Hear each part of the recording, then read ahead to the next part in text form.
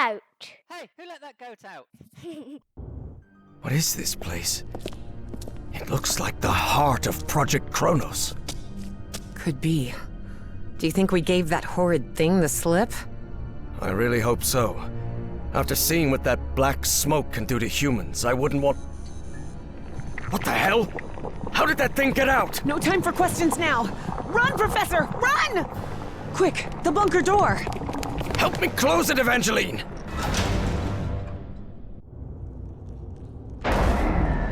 Damn it! That was close.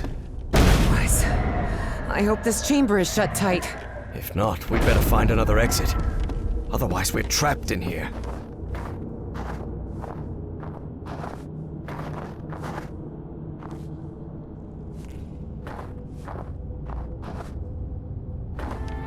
Lord Almighty. Evie recognized the gigantic creature at once. It was the same one she had seen in her visions. Look at the size of that creature. Harry remained silent. He was in shock, but not because the sight of that creature bewildered him. Quite the opposite. Something about it felt disturbingly familiar. So the Nazis called the black smoke things polyps.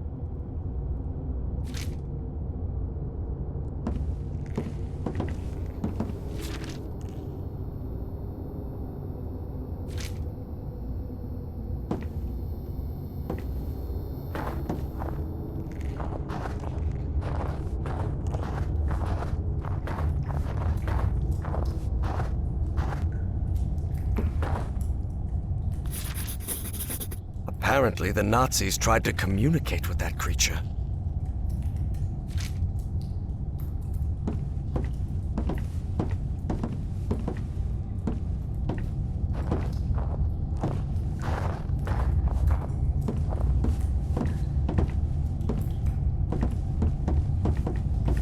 This seat is what the Nazis used to try to communicate with the creature. All right, there's no time to waste.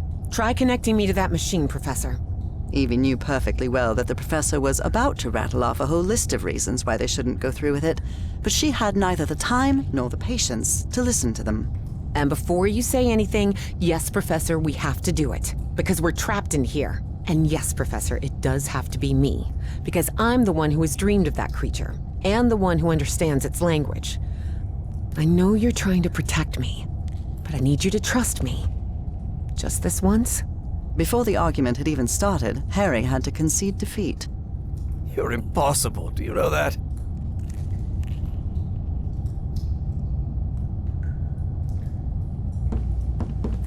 That seems to power the machine connected to the chair. You can sit down, Evangeline. This apparatus identifies matching brainwave patterns between Evangeline and that creature.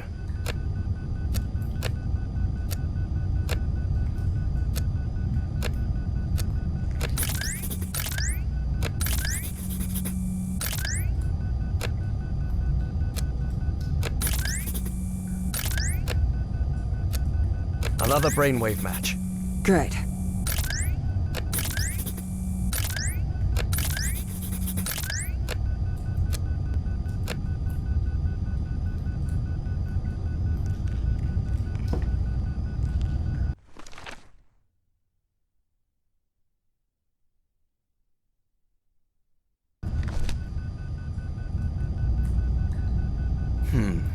Geeignet means suitable, and untauglich means unsuitable. It must refer to the brainwaves.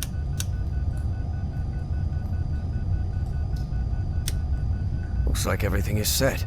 So whenever you're ready. Go ahead.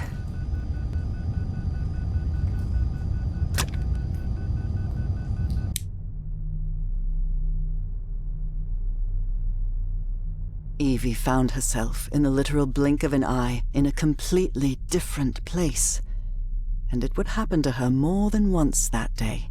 As she tried to figure out what was happening, a strange but familiar voice startled her.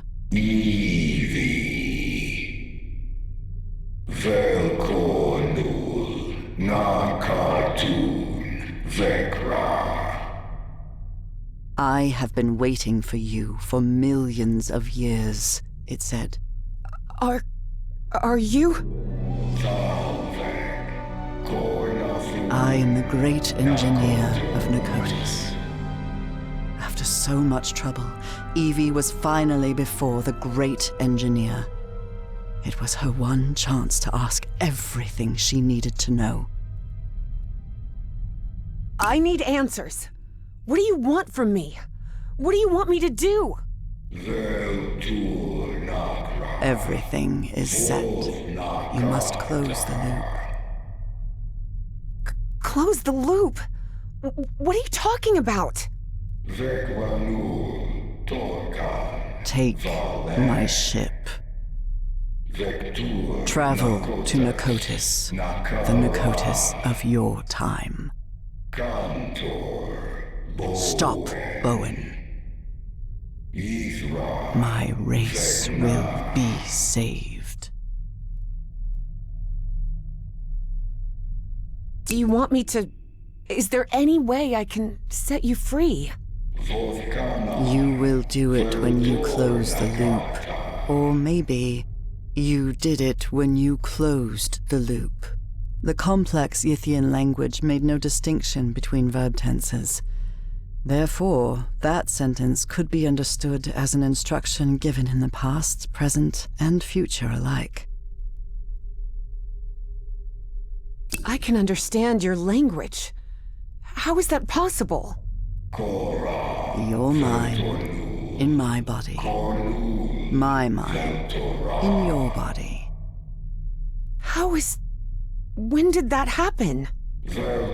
When you were in Pnakotus. The Pnakotus of my time. Why me? Why did you choose me? It wasn't me. It was Dr. West who chose you.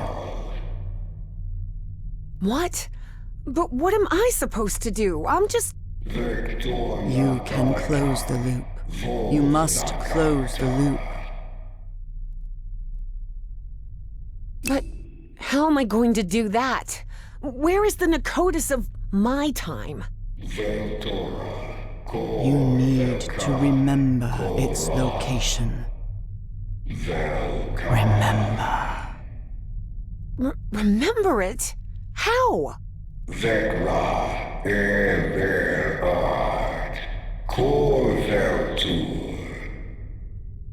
Hearing that, Evie was left speechless. Follow Everhart's instructions. Evie didn't have time to ask another question, because in the blink of an eye, she found herself once again in that stone city from her dreams, millions of years in the past. Except now she knew it wasn't a dream. It was a memory. My hands. Heavens! Look at my hands!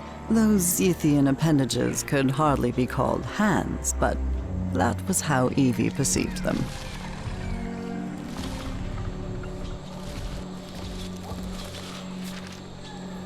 This was part of my information exchange with the Ythians. I believed I had to tell the Ythians everything about my time in exchange for my freedom, but I was wrong. Indeed, Ythians merely use the knowledge of others to plan their own decisions, in the future and in the past.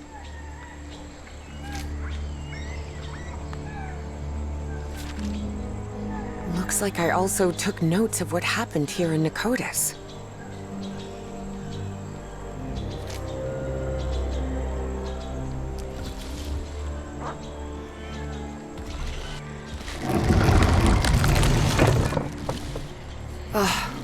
I can't believe I couldn't remember this amazing view of the towers of Pnakotus.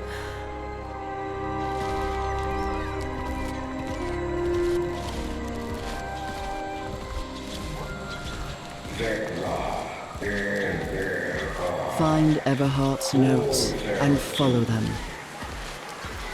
But where are Everhart's notes? Where can I find them?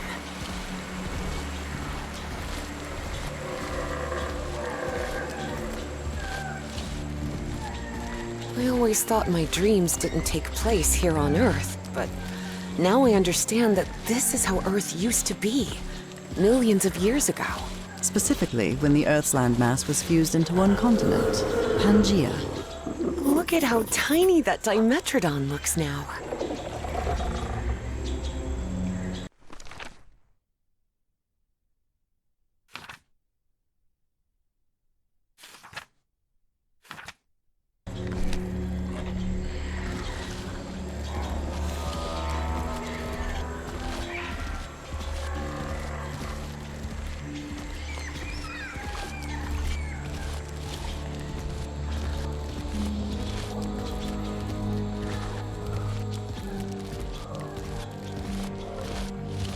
That's an ammonite. Cephalopods that lived during the Devonian period, 400 million years ago.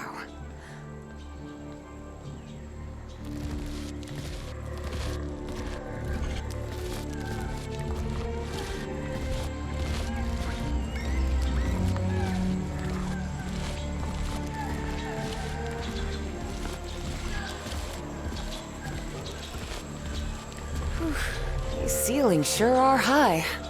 Evie suddenly remembered the colossal corridors and massive stone slabs of the great library of Pnakotus.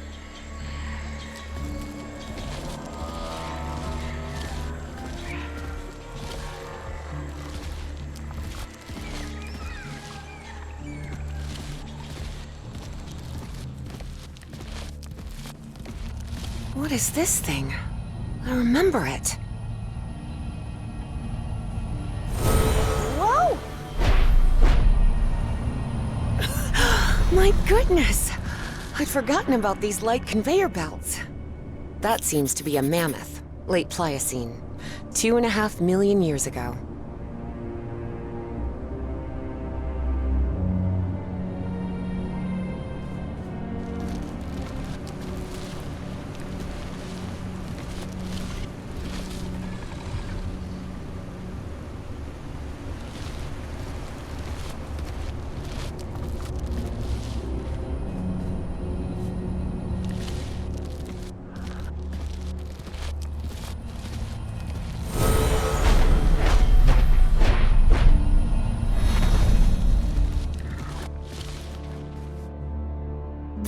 Constellation I saw in my dreams. It must be important if they built this lookout for it.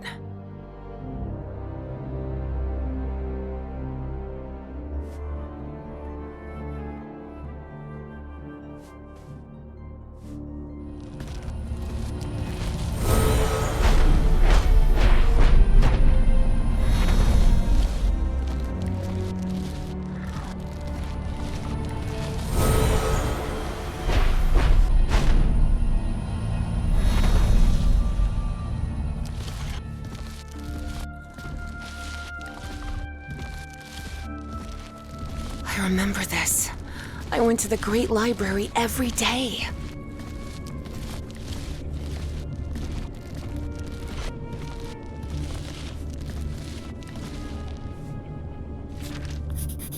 I believe I've seen some of these murals around here.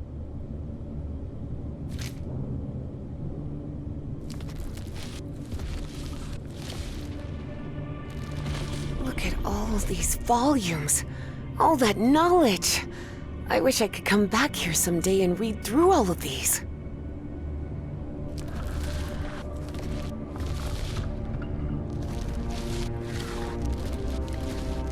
This mural doesn't look like decoration, but I'm not sure what it represents.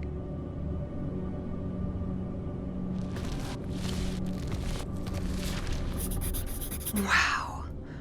Is this some kind of time location finder? Unbelievable!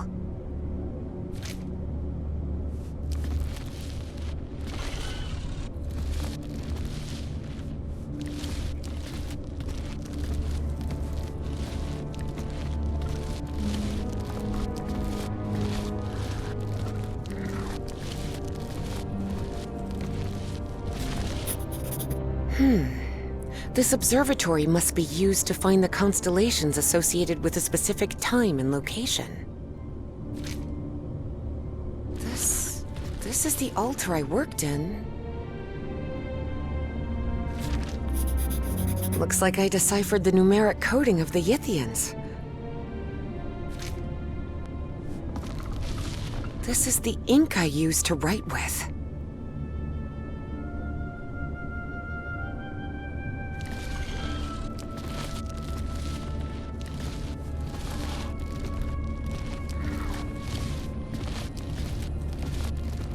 This is the professor's handwriting. He really was in Pnakotus.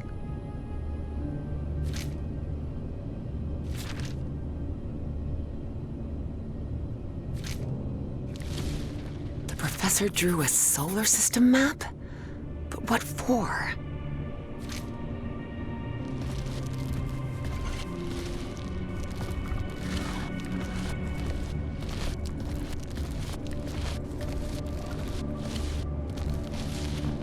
Looks like a Roman imperial sword, with the name Titus Sempronius Placis engraved on it.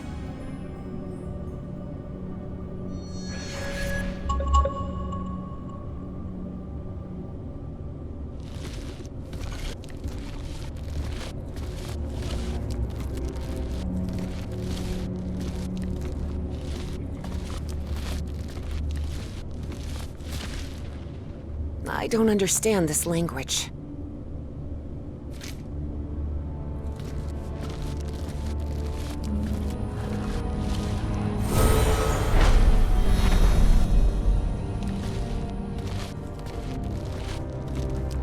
A Dimetrodon from the early Permian, 270 million years ago.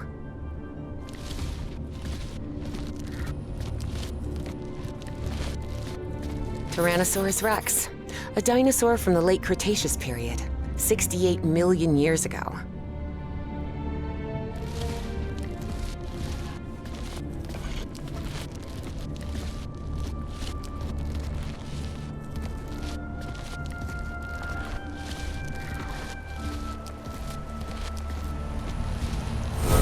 Wow.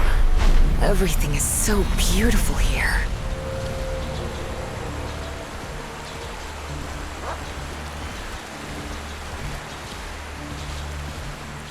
I suppose this mural refers to us, Homo sapiens. We appeared roughly 300,000 years ago, in the Middle Pleistocene.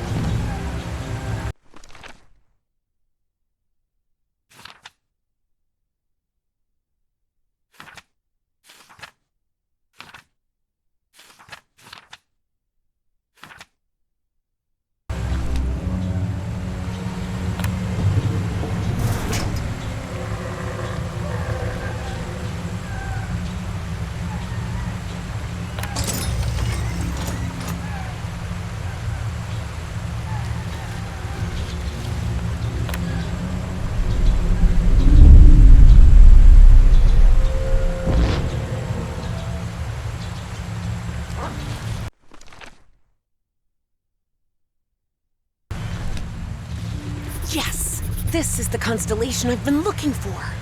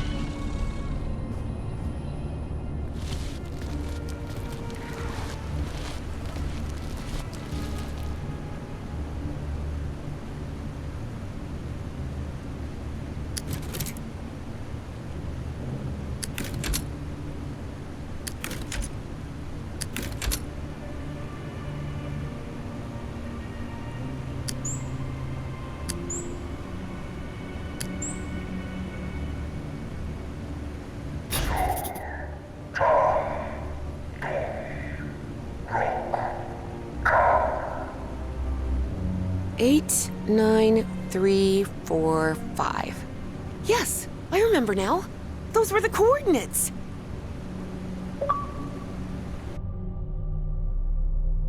Great engineer, I know where to find the Pnakotus of my time, but all I have are Yithian coordinates.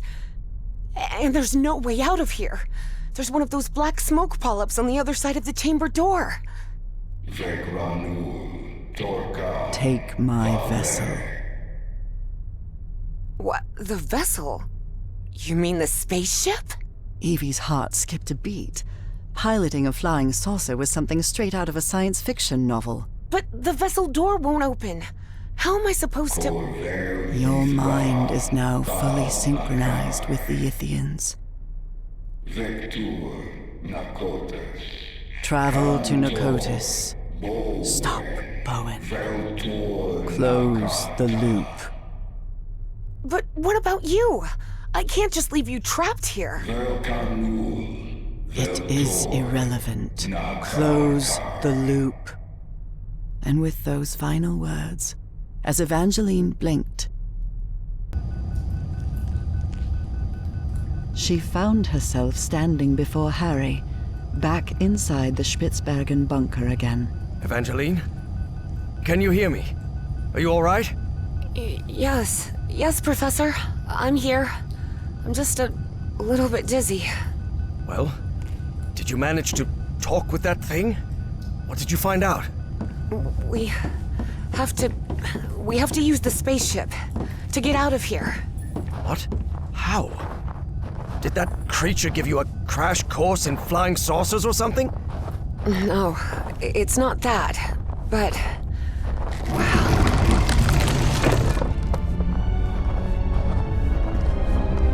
Look around, Professor. Isn't this fascinating?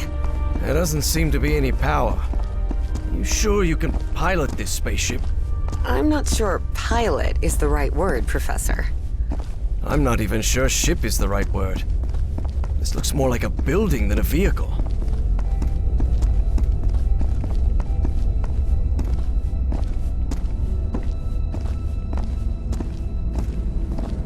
There surely has to be a starter somewhere, right? Evie recognized a platform very similar to the one in the refinery beneath the Virginia caves, and understood what she had to do. Look, Professor, it's working. The spaceship is powered up now.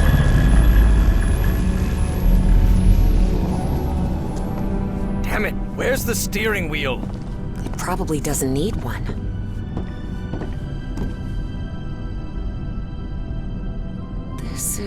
It looks like an autopilot, but it doesn't just maintain altitude and course. It moves toward specific coordinates, which they express with numbers.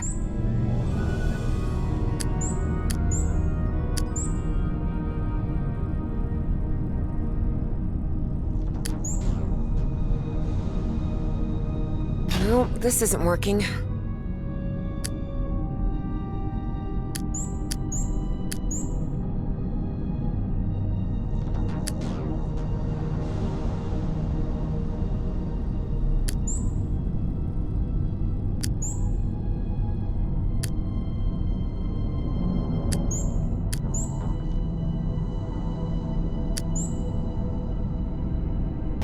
I've got it.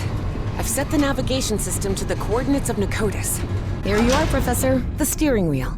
Looks like one. Sort of. Can you help me with this, please?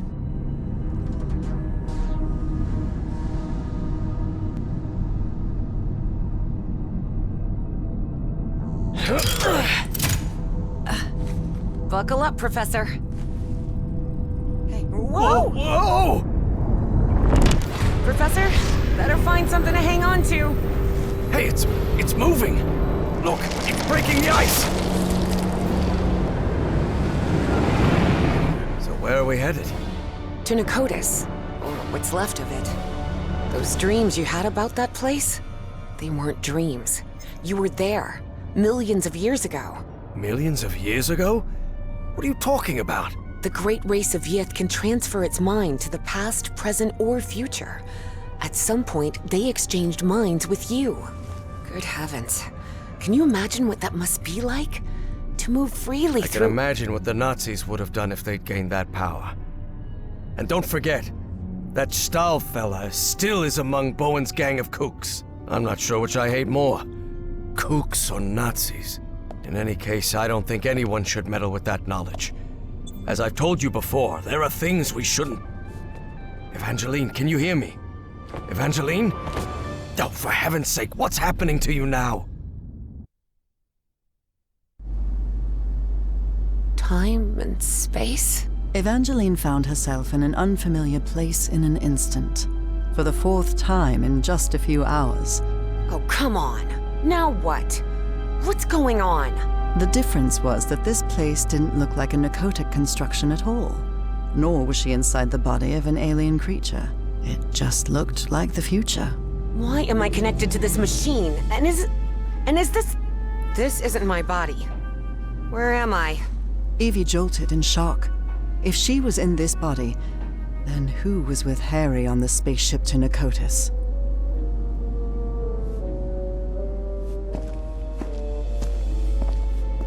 Evie didn't know whether to cry for help or stay silent. But what she saw when she opened the door left no room for doubt. Oh no. That's Caleb Bowen! So Bowen had gotten his way after all. How else could he be leading a top-secret research project for the government? And then Evie thought of something worse. What if Dr. West was none other than Caleb Bowen himself?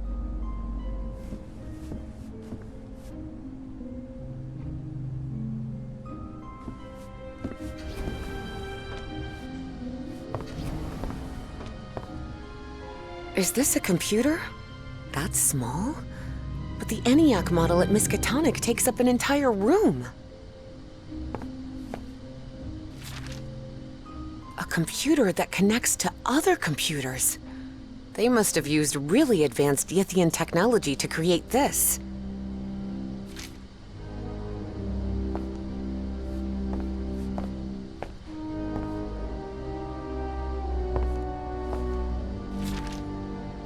I wonder what on earth the project archive is.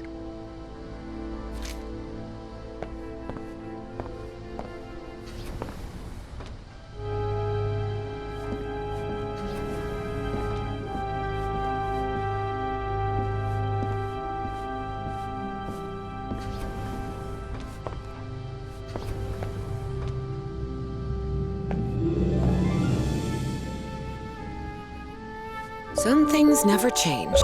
Even in the future, folks keep goofing off at work.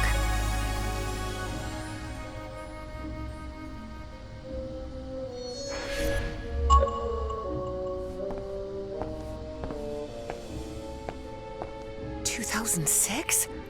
Am I in the future? But how did I get here?" Despite her confusion, for a science fiction enthusiast like Evie, the sight was fascinating. She had already been to the Mesozoic, and now she was in the 21st century, and all within a couple of hours. Boy, this is getting complicated.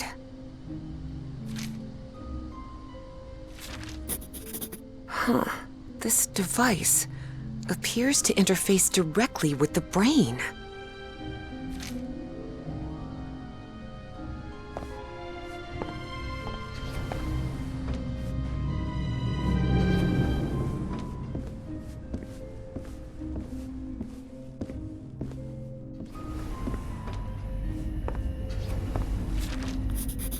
Seems like instructions for that brain device.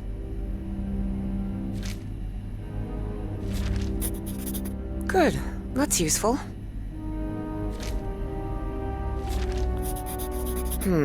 So this rule overrides another one. Interesting.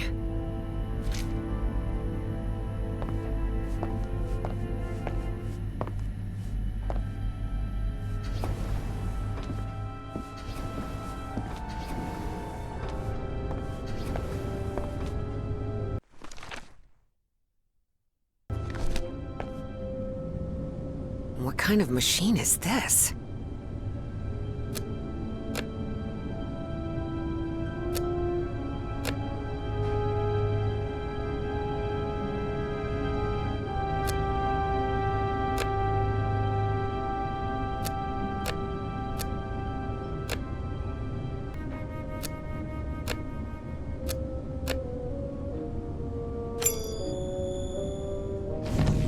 Yes, I did it! That mind-swapping device seems to be powered on again. I hope this works.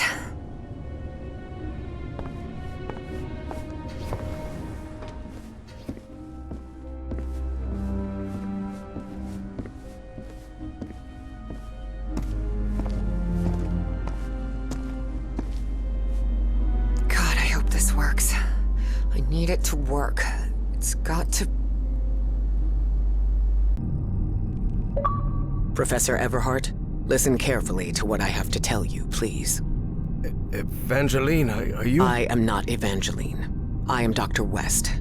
Please, listen to me. You won't like what I'm about to say, but I need you to listen carefully and do exactly as I tell you.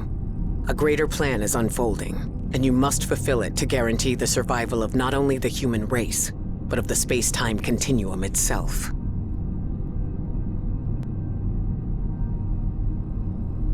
I've met kooks like you before. Do you know how people like you always end up losing their sanity and their lives? Yes, I know that. It won't be the case. Who the hell is this Dr. West? And how could he know what I was going to say? Harry thought. Listen to me, please. You will reach the ruins of Pnakotus, and you will find Caleb Bowen. Don't worry, you will stop him. How can you possibly know what is going to happen? What about free will? What about... I'm not finished. There is a price to pay for Bowen's defeat, and that is Evangeline's life. What? You can't be serious. I am. Evangeline has to sacrifice herself, Professor. It's the only way to stop Bowen and preserve the space-time continuum. No chance, Harry thought. But he couldn't help wondering, if Dr. West really did know the future, could he actually be telling the truth? Forget it. I won't let that girl die. Then you'll be condemning us all to oblivion, causing Bowen's triumph and the collapse of the space-time continuum. There's no more time. But remember what I said. Evangeline must sacrifice herself. Harry considered answering, but found nothing to say. Arguing with someone who could see the future was pointless. I know you will do the right thing, Professor Everhart. After all, we've been through this before. Work, damn it! I made it! I'm back! Professor, what happened? Evangeline? Are you here with me? Yes, it's me! I'm back. What happened to you? Where did you... I was in the future, I believe. But what happened here? Someone pushed me out of my own body, Professor. Who was it? Harry hesitated before answering. He knew his words might change what was about to happen. No one. You just blacked out for a moment, and that's all. Harry had lied to Evie, again. He thought it best not to tell her about Dr. West, and he certainly didn't want to mention the sacrifice either. That would only trouble Evie. And, after all, Harry had already made up his mind. Or had he? Listen, Professor. There's something I need to tell you. I don't know if this Dr. West can be trusted. I'm not sure, but I think he works, or worked, with Bowen. Was that true? If it was, that changed everything. Harry had to tell Evie the truth, right now. Evangeline, listen. Professor, look! The ship's slowing down! We're descending! This looks like